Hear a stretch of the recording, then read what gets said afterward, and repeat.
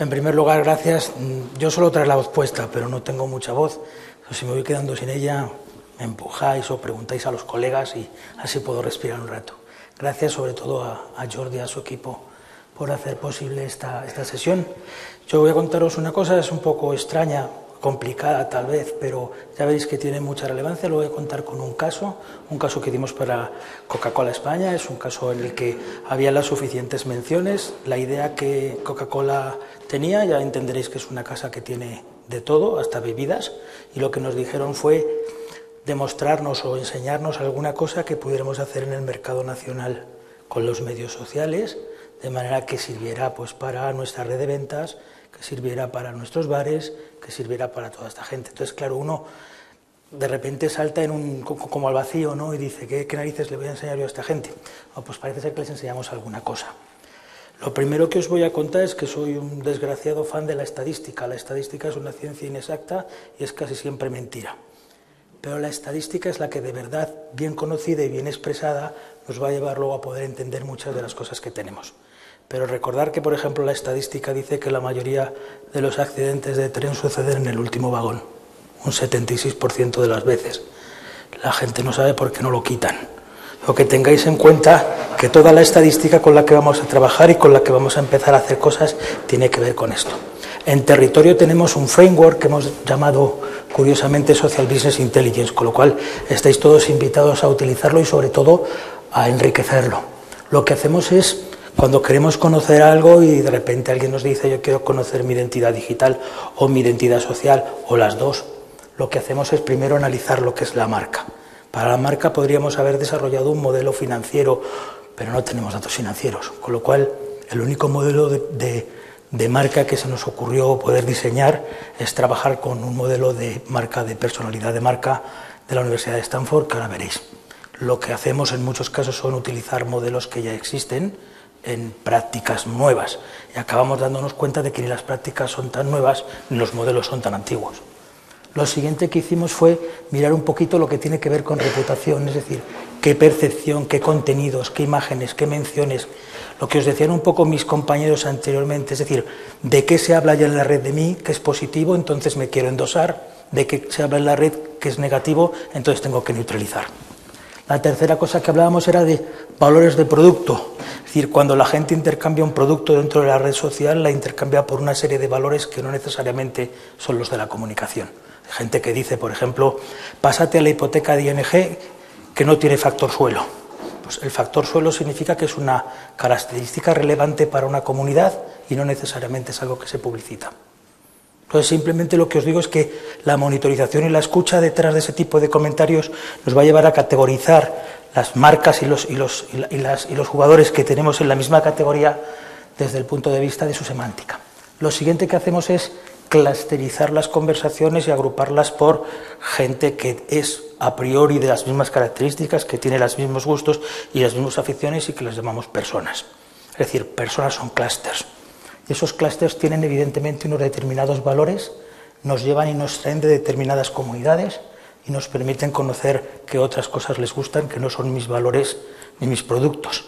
Es decir, la gente intercambia en las comunidades cosas comunes, pero no necesariamente hablan de mí. Qué interesante sería que la marca pudiera endosar esos contenidos y presentarse no con el tufillo de toda la vida, sino con un tufillo novedoso que encima es relevante.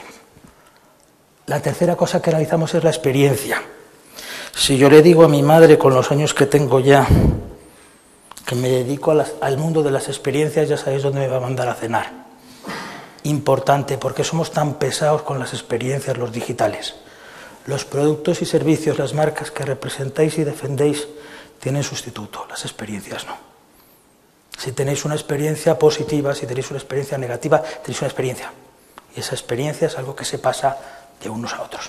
Con lo cual es muy importante que trabajéis la experiencia, que la experiencia no se fragmente, que trabaje de un lado para el otro. En Inglaterra hay un fabricante de automoción, alguno que seguro que le gustan los coches, que por mucho que pasa la crisis sigue ganando dinero año tras año, y es Morgan. Morgan hace unos coches que son de madera. Cuando tú pides un Morgan te pones en una lista de espera en la que te van a notificar los 6 meses si te fabrican el coche o no. Cuando a los 6 meses te notifican que te fabrican el coche, te piden 72.500 euros que deposites en una cuenta. Y a los 3 meses te mandan de viaje allí. Te suben en un coche, te llevan a ver un árbol y dicen, tu chasis. La experiencia es inolvidable. Es la experiencia. Cuando tú abres el catálogo del Morgan, el catálogo del coche, el catálogo no está dirigido al conductor, está dirigido al coche. Y dice, no me aparques al sol, me estropeo. Es otro chip, es otra historia, pero esa historia ha sido capaz porque ha construido y han sido capaces de tener una experiencia.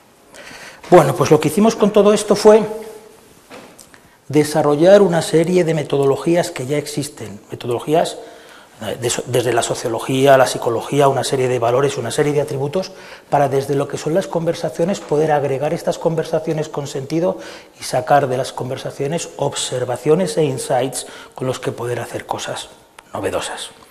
Vuelvo a decir, los algoritmos y las historias existen, lo que no existía es que la chicha venía del Twitter y del Facebook y de estos sitios. Pues lo único que hemos cambiado es eso.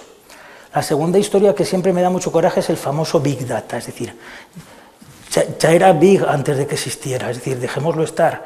No pongáis Big Data en vuestra vida porque sea fashion, no. Es decir, si necesitamos Big Data, pondremos Big Data, pero es una facilidad, es el sueño del programador torpe. Es decir, tener un disco muy grande, tener una CPU muy grande, tener una memoria. No nos obsesionemos con esto. Lo que yo he visto es que lo mejor es empezar pensando en que nosotros vamos a poder llevar todo el tráfico social a algún repositorio donde lo vamos a poder analizar y posteriormente decidir si esos datos deben de residir en un Big Data o no, pero no al revés. Si no pongamos los caballos al principio. Vivimos en una época muy curiosa. ¿Os recordáis cómo eran los proyectos antes? Los proyectos, por ejemplo, de CRM. Hay un informe de Gartner Group que dice que en Europa un proyecto de CRM en media eran 6 años. En España 8. ¿Por qué? ¿Cómo eran los proyectos? Eran un proyecto en el que había muy poca definición y muchísima implementación. ¿Qué pasa con los proyectos de sociedad CRM ahora? ¿Qué pasa con los proyectos que aportamos desde el mundo digital?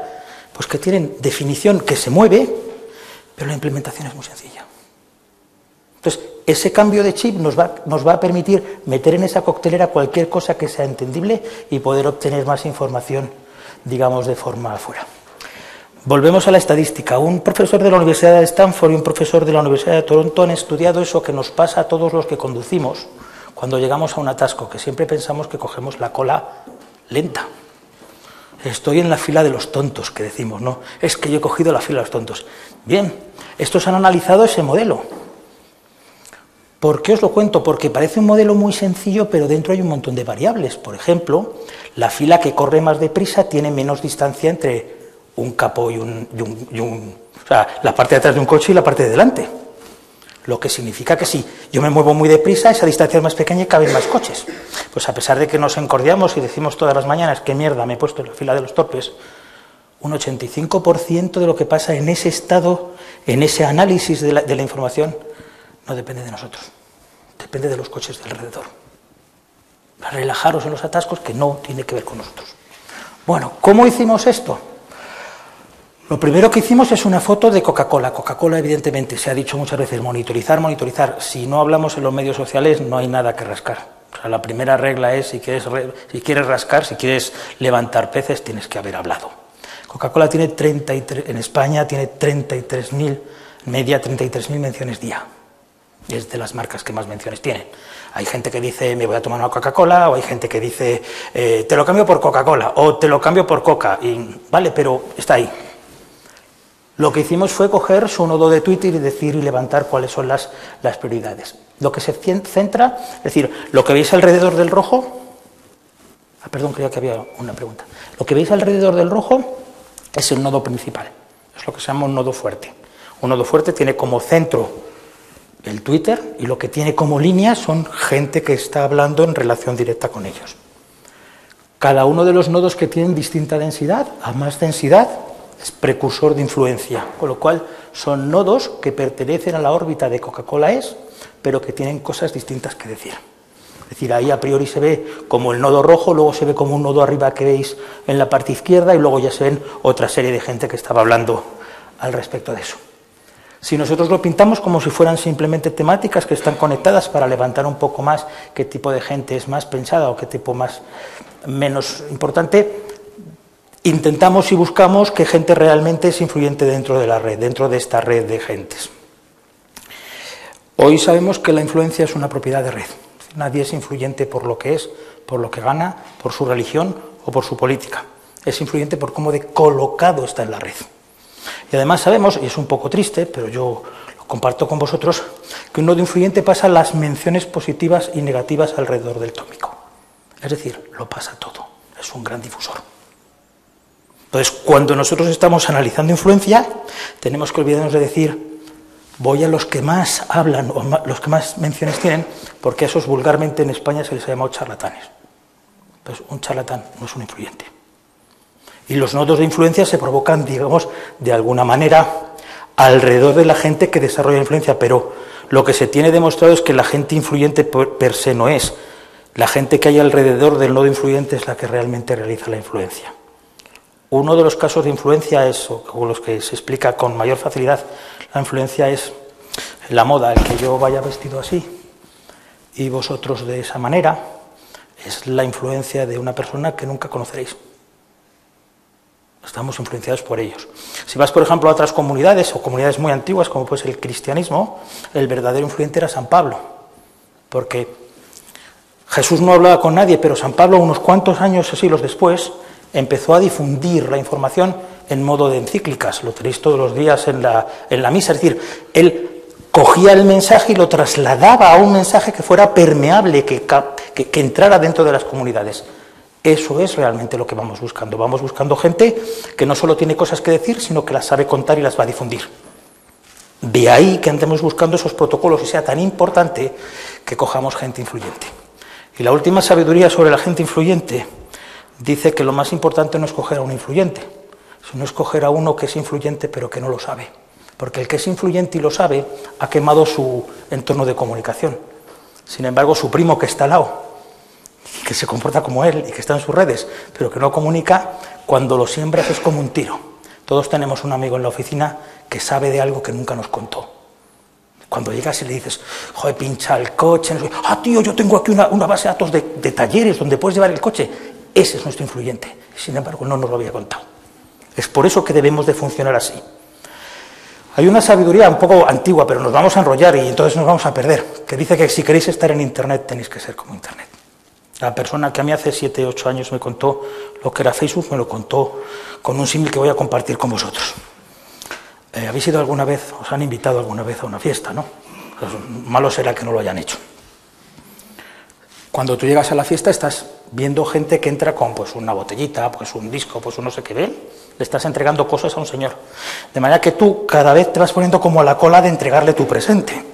Cuando le entregas el presente y hay mucha gente alrededor del anfitrión, el grupo se parte en dos. Entonces se forma otro grupo aquí y ahí el del anfitrión y aquí sigue llegando gente. Entonces, ¿qué es lo que tienes? Tienes un núcleo fuerte, es decir, un nodo fuerte alrededor del que están todas las conversaciones, es decir, alrededor del que están todo lo que son la fiesta, y luego tienes unos nodos débiles alrededor que permiten que este nodo fuerte tenga sentido. Por ejemplo, en la fiesta hay un señor que pone discos. Yo no sé, ¿os acordáis que siempre era el mismo? Además, te acercabas a él y solo ponía discos. De discos había un montón. Bueno, pues ese es un enlace débil que está colocado por aquí, que nos permite, primero, que toda esta red sea fuerte, que la fiesta tenga sentido. Lo segundo que permite es que, a través de esta persona, podemos ir a otras fiestas. Es decir, podemos visitar otros nodos fuertes. Y las marcas lo que utilizan es el tráfico en Internet para pasar de un nodo al otro y para pasar de una comunidad a la otra, a través de un enlace débil. Desde el punto de vista de teoría de grafos sabemos que los enlaces débiles son necesarios porque son los que dan consistencia a la red. ¿Qué es un enlace fuerte en Internet? Google. Otro enlace fuerte, ¿quién es? Facebook. Todo el mundo se quiere colgar de ahí. Y hay otros nodos que están a su alrededor que también le permiten que sean siendo enlaces fuertes. ¿Qué pasa? Que las fiestas a las que la gente acude cuando va a Facebook no tienen fin, porque nunca acaba de llegar gente con premios. Ahora ya sabéis por qué Facebook se lleva todo el tráfico del mundo. Facebook se lleva todo el tráfico del mundo porque es el que hace las mejores fiestas. A él vamos todos con nuestro contenido, lo servimos y Facebook lo distribuye, pero no hace nada por él. Entonces, pensar que ese protocolo de Nodo fuerte, nodo débil es lo que debo de construir si quiero seguir estando en Internet. Bueno, pues nos pasó que estando monitorizando el día 23 de mayo de 2013 el hashtag #benditosbares, un spot anodino que Coca-Cola lanzó alrededor de qué buenos son los bares, cómo me gusta que me vendan, pero nada. De repente descubrimos que había una serie de nodos marcados en rojo, que son opinantes de Coca-Cola, y una serie de nodos marcados en azul, que son opinantes de Pepsi. Y entonces sucedió... ¿Por qué no puedo? Ahora, perdón, porque sí puedo.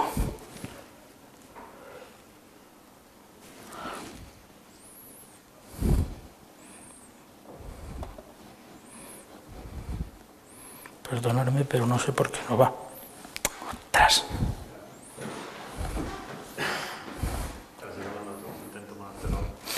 Tiene que tener aquí una barra. Ahí esa. Ah, que no tienes QuickTime. Qué fallo. Vaya. Bueno, pues nada, lo que se ve aquí es simplemente la evolución, digamos, de esos nodos como conversantes y como opiniones que tienen encontradas, y lo que hace es polarizar la conversación y llevarla de un lado al otro. Esto lleva un montón de trabajo, lleva un montón de monitorización, y ahora vais a ver la parte, digamos, de la analítica y las conclusiones que podemos sacar, digamos, detrás de esto. Esta es la última foto que tengo de lo que pasa en Internet en un minuto. Pensar que la tarta que nosotros queremos cortar es un poquito más pequeña, pero que las plataformas son más o menos así, y que en el 2015 simplemente las habremos multiplicado por 2. O sea que las capacidades y las necesidades que vamos a poder tener de cara a guardar información o conversaciones desde el punto de vista social van a estar probablemente limitadas por otra serie de factores como son estas. Son suficientes las plataformas, van a poder crecer. Hoy sabemos, por ejemplo, que Facebook está empezando a abrirse a otras plataformas, a otro protocolo de intercambiar contenidos, porque sabe que el contenido orgánico simplemente no es suficiente. Es decir, está abriéndose a intentar que la gente siga haciendo cosas ahí dentro, porque de eso puede acabar. Cogimos las 33.000 conversaciones de Coca-Cola por 45 días, las metimos en una coctelera, las agitamos bien y las presentamos al modelo de personalidad de Jennifer Acker. Jennifer Acker es una profesora de la Universidad de Stanford que, como veis, en el año 97 definió lo que era la personalidad de marca. Dicho de otra manera, cualquier marca de cualquier categoría, de cualquier país, es sincera, sofisticada, excitante, cruda y competente, en distintos grados. Esto es un modelo SEM, es decir, de Structural Equational Model, es decir, en un modelo de ecuación estructural dentro de lo que es la estadística, que lo que hace es inferir los pesos de cada una de las variables externas para con respecto de las variables internas. De manera que la marca Coca-Cola en España es una marca segura, es una marca corporativa, es una marca exitosa, libre, es una marca alegre, original, es una marca familiar. Es decir, eso es lo que ya hay en las conversaciones en los medios sociales. Con lo cual, si a mí me gusta que Coca-Cola sea una marca familiar, tendré que apostar por ese tipo de contenidos. La primera enseñanza es que tengo aquí una tabla de contenidos que antes no tenía. Esto es lo que llamamos Voice of the Customer. De momento tenemos la foto. Lo siguiente que hacemos es tabulamos esos pesos en virtud de las variables que representan cosas que son significativas para Coca-Cola. Vamos por partes. La primera línea, como veis, todas las líneas tienen o variables en azul, o variables en verde, o variables en rojo. Hay líneas que no tienen ningún color. Por ejemplo, realista. Una de dos, por mucho dinero que Coca-Cola España se haya gastado desde que la conocemos, no ha conseguido que su marca sea realista. Realista no es un atributo que se percibe en el consumidor. O dicho de otra manera, si yo quisiera ser el líder de la categoría de bebidas refrescantes realista, me costaría muchísimo dinero. Con lo cual es un atributo que nunca voy a conseguir. Pero fijaros, ahí me voy a salir. Fijaros todos los que tienen que ver con las dimensiones. Es decir, ¿qué son las dimensiones? Son clústeres de conversaciones que buscan En la dimensión primera, ser original, ser sentimental, ser actual, ser joven, ser contemporánea, ser trabajadora, ser segura. ¿Y eso cómo se llama? Pues hemos sido capaces de cortar las conversaciones en audiencias. Tengo en la dimensión primera la gente que está interesada en lo original, en lo sentimental, en lo actual, en lo joven. ¿Cómo hacemos ese análisis? Yo os lo cuento, pero no lo copiéis, es triste. Cuando yo utilizo una palabra en una frase, daros cuenta que cuanto más lejos está la palabra del verbo, menos relevante es. Es decir, si tú eres propietario de un coche y tu coche es una mierda, dices, mi coche es una mierda. Si tú eres propietario de un coche y no sabes si tu coche es una mierda, dices, mi coche está bien, algunos días funciona bien, pero creo que es una mierda. Cuando tú tienes ese mierda, perdonadme por la expresión, cuando tú tienes ese bonito tan cerca del verbo, es que realmente la gente piensa que esto es bonito. Entonces, eso se endosa como positivo. Entonces, tienes una manera de ir cortando las audiencias. Claro, si yo voy cortando las audiencias, ¿qué significa con esta actitud? Que yo voy a trabajar la marca y voy a trabajar la comunicación. Y por supuesto voy a trabajar el mensaje y por supuesto voy a trabajar el contenido en cada una de las dimensiones. Como veis, cuanto más a la derecha me voy, menos cosas tengo que movilizar. La primera cosa que nos permite la tabla es eliminar las variables que, como hemos dicho, valen mucho dinero o nunca lo conseguiríamos. Y nuestra tabla para trabajar Coca-Cola sería esa. Lo que tenemos es que cada una de las palancas de comunicación que incluyen esas variables son contenidos que sería muy sencillo decirle, por ejemplo, a nuestro CM que buscara contenidos familiares, porque en la segunda dimensión es interesante que el contenido familiar tiene un peso por encima de 0,5. Y así con las demás variables. Si yo ahora agrego todas las variables que tienen una sensación positiva y agrego todas las variables que tienen una sensación negativa, tengo el cálculo del NPS sin entrar en el sentimiento a nivel de cada una de las variables, porque ya lo he agregado antes, ya he estudiado qué variables me estaban diciendo que estaba cerca o lejos. Y entonces me dice que para Coca-Cola su NPS es 86,84, más o menos viene a decir que 9 de cada 10 opinantes de Coca-Cola la recomiendan. Esto no es siempre tan elevado. En las compañías de seguros el NPS viene a ser del 15 o del 16. A la gente le gusta la póliza hasta que la utiliza. Entonces ahí se cae, digamos, todo ese contenido. Y la otra cosa que es muy interesante es que hemos podido calcular también cómo es esa audiencia con respecto a lo que está la gente que está esperando mensajes, digamos, de Coca-Cola, mensajes de la marca. Y entonces vemos que la gente en general, en un casi 100%, está esperando que la marca le diga cosas para ir detrás. No suelen hablar de Coca-Cola si no hay una simulación. Es una pena que no funcionara el vídeo. Siguiente paso. Os decía que íbamos a ver marca, ahora vamos a ver momentos de la verdad. Es decir, eso que les pasa a las marcas cuando se juegan el todo por el consumidor y no saben si el consumidor les va a comprar o el consumidor va a quedar satisfecho. Lo que hacemos es cogemos las conversaciones y las disparamos contra esa matriz. Esa matriz tiene en la parte superior todo lo que es emocional y tiene en la parte inferior todo lo que es racional. La parte emocional tiene lo que es estimulación, es decir, aquello que pienso por los demás, o lo que es solidario, lo que pienso por los demás o lo que pienso por mí. Lo más egoísta y lo más dadivoso. Y en la parte racional tengo lo que busco que me lo den todo o busco lo que es value for money. Cuando cruzo todas esas variables, lo que hago ahora es que eso me permite hacer una división de la gente que está hablando, estamos hablando de valores de consumidor, gente que está hablando en la red, en pro de esas 6 dimensiones. Cojo todas las conversaciones de un señor del que estoy interesado alrededor de todos los productos y servicios de los que habla la red y pinto su matriz. Es decir, Juan es un opinante de los que a mí me interesan, que le gusta todo lo que es azul y que discrimina o discrepa con respecto a todo lo que es rojo. Es decir, a Juan nunca le podría entrar por dinero porque le da igual, no le importa el dinero. A Juan no le podría entrar por ningún valor que sea para que él se realice mejor, porque lo tiene en la parte superior y está sin cubrir. Eso es valor de consumidor. Si yo ahora lo corto por todos los consumidores que son clientes míos, tengo el valor de la marca a la red. Y lo único que he hecho es hacer el cotilla, escuchar conversaciones en la red. O sea, yo no le he pedido a Coca-Cola España ningún valor para hacer esto. Solo quiero que os quedéis con una cosa. De nuevo, la parte de la derecha azul es lo que le gusta a Coca-Cola, la parte de la izquierda es lo que no le gusta a Coca-Cola. Bien. Pues ahora yo tengo que de toda la masa de conversaciones que he extrapolado, que he levantado de la monitorización, puedo saber cuántos corresponden a cada uno de esos 6 clústeres que tenía al principio. De manera que le puedo decir a mi cliente cuántos peces de los que él quiere buscar hay en la muestra. Es decir, cuántos peces tienes para sembrar, cuánta gente tienes ahí a la que puedes atacar. Y a cada una de esa gente le pones su radiografía, cariñosamente le llamamos en la oficina radiografía a esto. Le pones la radiografía y le pones su descripción y cuál es su tamaño. Y lo que empezamos a decir es, vale, vamos a trabajar por colectivos, porque hasta ahora habíamos engañado a nuestros clientes y les hacíamos estar en segmentos. Pero la gente no está en segmentos, segmento es algo que nos viene bien a nosotros, pero no a ellos.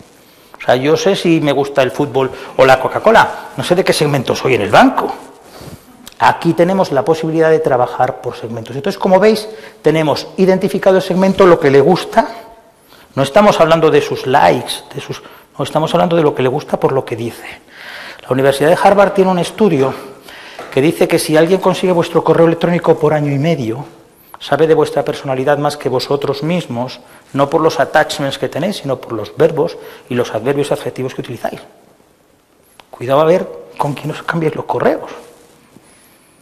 Pues eso es lo que estamos levantando aquí. Tú dime cómo escribes, que te voy a decir qué personalidad tienes.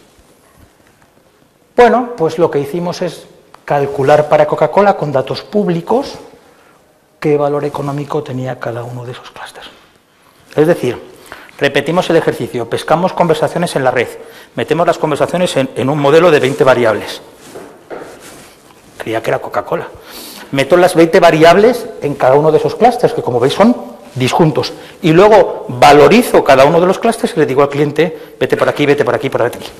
La marca más convencional de Estados Unidos más tradicional de Estados Unidos es Coca-Cola, y para el mercado español el segmento tradicional es el quinto en importancia. El más importante es el valor de los progresivos. Con lo cual tú le puedes decir a Coca-Cola por qué comunidades debe de ir sembrando mensajes para ir recogiendo la máxima utilidad financiera. Imaginaros si a este modelo, como decía Jordi antes, imbricamos la inteligencia que Coca-Cola tiene que tener en su casa. Porque estos siguen siendo datos públicos, es decir, son datos que he levantado del INE o de por ahí de otros muestreos. En definitiva, lo que tenemos es un brand journey para llevar a Coca-Cola desde un sitio a otro, optimizando evidentemente todo lo que tiene que ver con el trabajo que hacemos. Una de las enseñanzas que tenemos desde gestionar los medios sociales en lugar de solo gestionar los medios convencionales es que, como lo hagamos bien en los medios sociales, podemos ser relevantes a los que nunca nos van a comprar. Y ese es un factor que pasa a desgaste especialmente a las marcas que más menciones tienen.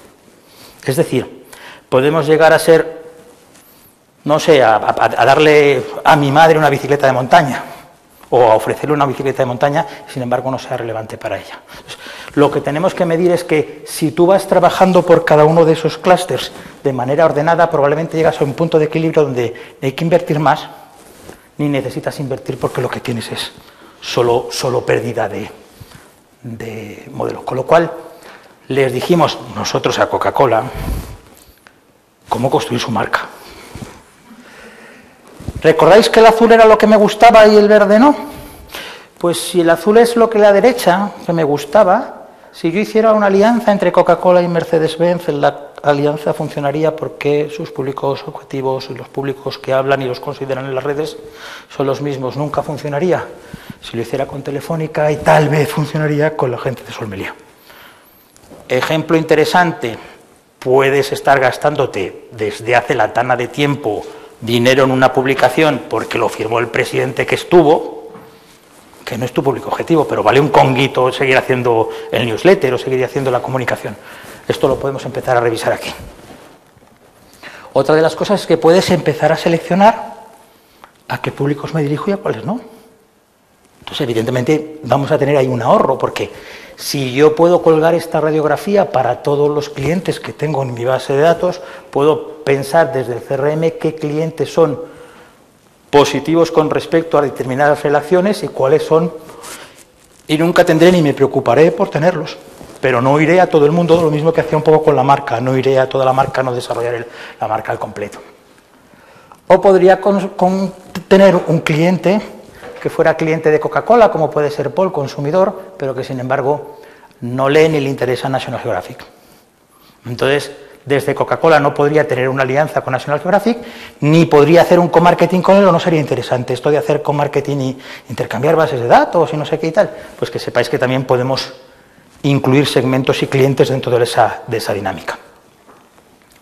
Lo siguiente que hicimos fue coger ocasiones donde la gente decía: voy a comprar Coca-Cola, voy a beber Coca-Cola. Y lo que lo llevamos es por este viaje donde decíamos, bueno, si un consumidor entra desde un extremo y tiene que hacer una compra para él o una compra para casa, una compra de autoservicio y una compra, ¿cómo esto se distribuye o se nota en las redes sociales? Lo que hicimos primero fue poner encima del modelo todo lo que era un modelo del año 68 de detección de emociones. Yo no lo he hecho, ¿vale? Pero os voy a decir que según el modelo de este señor con el que hemos trabajado, el amor es un equilibrio entre la serenidad y la aceptación. Pero yo no lo he escrito. O la sumisión es un equilibrio entre la aceptación y la aprensión. ¿Por qué es importante el modelo de emociones? Porque las emociones disparan actitudes y las actitudes disparan necesidades de consumo. Entonces, volvemos a lo que decíamos antes. Si yo puedo prever qué hay en la conversación de mi cliente, no, es que tú estás aquí metiéndote no en su bolsillo, aquí. Y estás diciéndole, no, este es así, y este es de esta manera, y va a actuar de esta forma. Lo que hago es cruzar todas estas variables, es el mismo diagrama, no tiene ninguna gracia, con otra serie de variables de la gente que utiliza mucha metáfora a la hora de expresar conocimiento dentro de la red.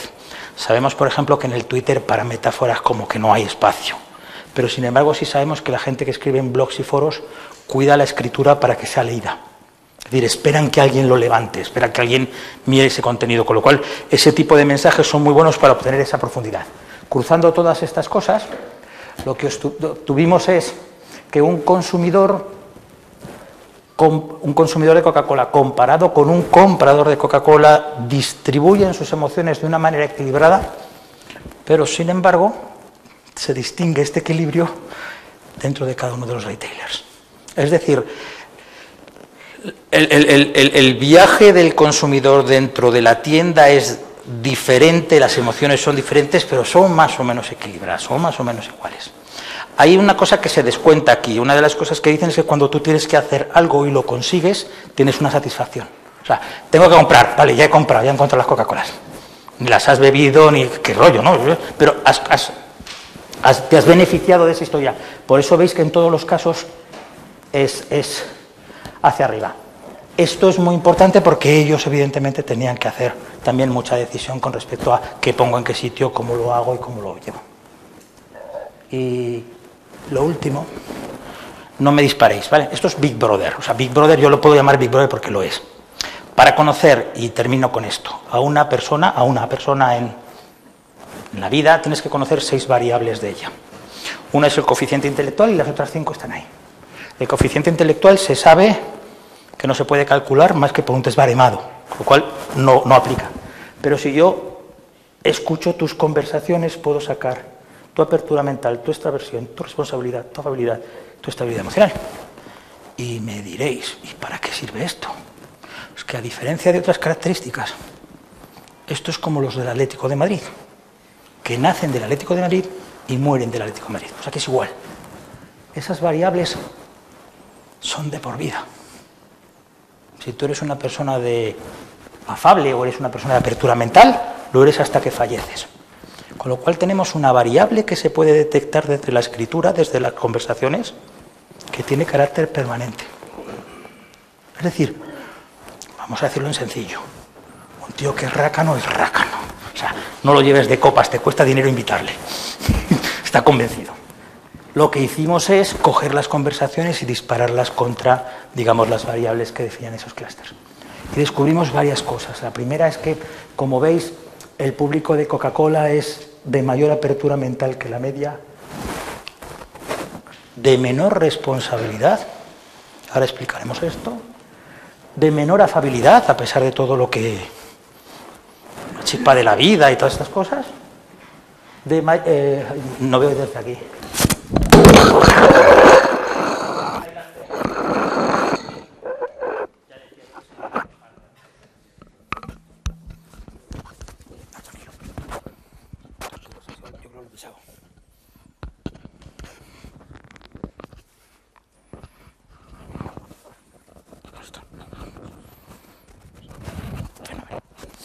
Vale, entonces, como veis, era más apertura mental, menos responsabilidad, menos afabilidad, más estabilidad y más extraversión.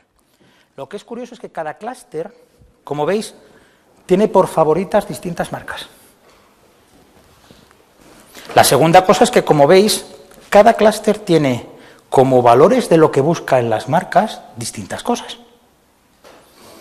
Y ahora viene el de que la matan, y os lo han enseñado aquí mis compañeros. Si yo tengo la georreferenciación de todas estas conversaciones, puedo decirle a un bar, la gente que te rodea te va a pedir Red Bull. Y será una magia, pero lo tenemos aquí. Y veremos también cómo el servir en determinados bares o en utilizar determinadas estrategias en determinados puntos de venta pueden llevar a que estas cosas se modifiquen, porque esto es solo una foto. Es decir, esto se está moviendo permanentemente. La segunda cosa que se puede hacer es que si alguien quiere abrir un bar, tú le puedes decir, ábrelo aquí, que la gente es más afable. ¿Veis un poco lo que es llevar todo esto como información que Coca-Cola puede apalancar para sus clientes y socios? Y ahí tenéis en cada clúster un tipo de conversación, un tipo de mensaje que se utiliza o que se encuentra en esas conversaciones. Ha sido un verdadero placer. Muchas gracias.